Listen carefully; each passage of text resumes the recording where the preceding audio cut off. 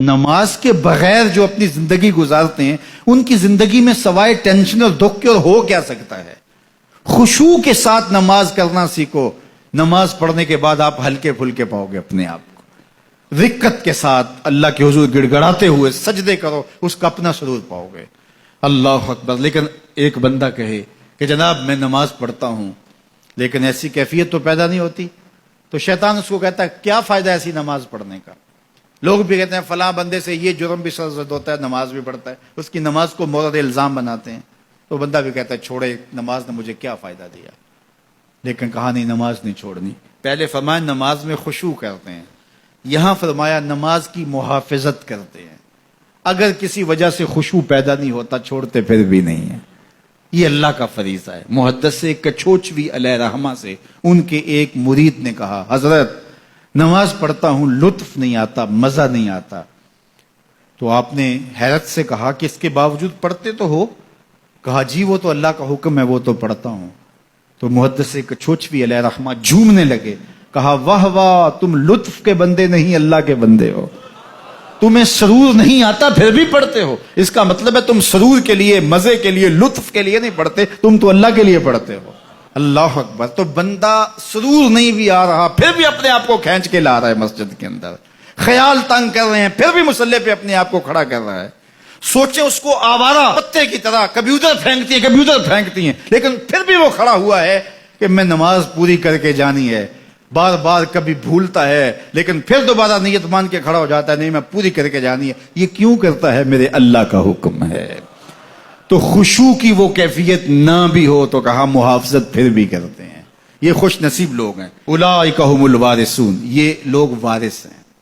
یہ لوگ جن میں یہ خوبی ہیں یہ وارث ہیں. کس چیز کے وارث ہیں؟ مال کے, دولت کے, کوٹھیوں کے, کاروں کے, محلات کے. کہا الذین یرثون الفردوس. یہ جنت الفردوس کے وارث ہیں. ہم فیہا خالدون. اس جنت سے وہ کبھی الگ بھی اس میں ہمیشہ رہیں گے. چونکہ موت کو بھی موت آ چکے گی, اب موت بھی نہیں, اب ہمیشہ رہیں گے. اللہ تعالیٰ فرمائے گا اردیتم, جنتیوں کیا راضی ہو؟ اہل جنت کیا تم راضی ہو؟ تو وہ کہیں گے ہمیں کیا ہوا کہ ہم راضی نہ ہوں, ہمیں تو وہ ملا جس کا ہمیں تصور بھی نہیں تھا. ہمیں جنت مل گئی, محلات و قصور مل گئے. جو سب سے آخر میں جنت میں جائے گا, سب سے آخر میں, جس کو ہماری پنجابی میں پھاڑا کہتے ہیں, سب سے آخر میں, اس کو جنت میں کتنی جگہ ملے گی؟ جو بندہ سب سے آخر میں آتا اس کو دھوپ میں جگہ ملتی ہے, جو اس سے تھوڑا سا پہلے آگا اس کو برآمدے میں ملی, جو اس سے پہلے آیا اس کو اندر جگہ ملی. ایسے ہی ہوتا ہے. تو جو سب سے آخر میں جائے گا جنت میں تو وہ سب سے بڑا گنہگار ہوگا, اور جہنم کے رگڑے سہ سہ کے وہ جہنم سے نکلے گا سب سے آخر میں. بخاری شریف میں تذکرہ موجود ہے. اللہ کے حضور حاضر ہوگا اور اللہ اس بندے کو کہے گا بتا کیا چاہیے. وہ کہے گا مالک مجھے یہ چاہیے. اللہ فرمائے گا لکا ما تمنیت, جو تو نے آرزو کی جات سب کچھ میں نے تیری جھولی میں ڈال دیا. اب جنت میں چلا جائے گا. اب اس کو تو یہ ہوگا سایہ دیوار میں جگہ مل جائے تو غنیمت ہے. جنت کے کسی درخت کے نیچے جھونپڑا لگا لوں تو کافی ہے. چلو کوئی 2 مرلے کا 3 مرلے کا کٹھیا بھی مل جائے تو کافی ہے. اس کے لیے تو اتنا ہی کافی کہ جہنم سے نکل گیا.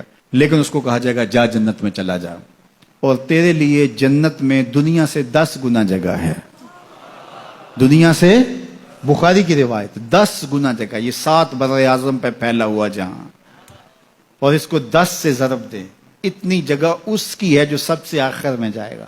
جب اللہ یہ فرمائے گا تو وہ کہے گا اتسخر وانت الملک, میرے رب تو مجھے رب ہو کے مذاق کر رہا ہے, مالک ہو کے مجھ سے مذاق کر رہا ہے, بادشاہ ہو کے مجھ سے مذاق کر رہا ہے. اس کو لگے گا ہی نہیں کہ مجھ کو, میں ساری زندگی پاپ کرنے والا لیکن ایمان کا چراغاں تو اندر تھا.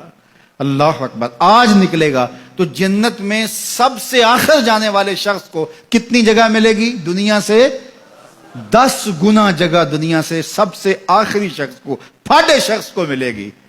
پھر بلال حبشی کی جاگیروں کا عالم کیا ہوگا؟ ابو بکر عمر کی جاگیروں کا عالم کیا ہوگا؟ بابا فرید گنج شکر, داتا گنج بخش علی اجویری, شیخ احمد مجدد الف ثانی کی جاگیروں کا عالم کیا ہوگا؟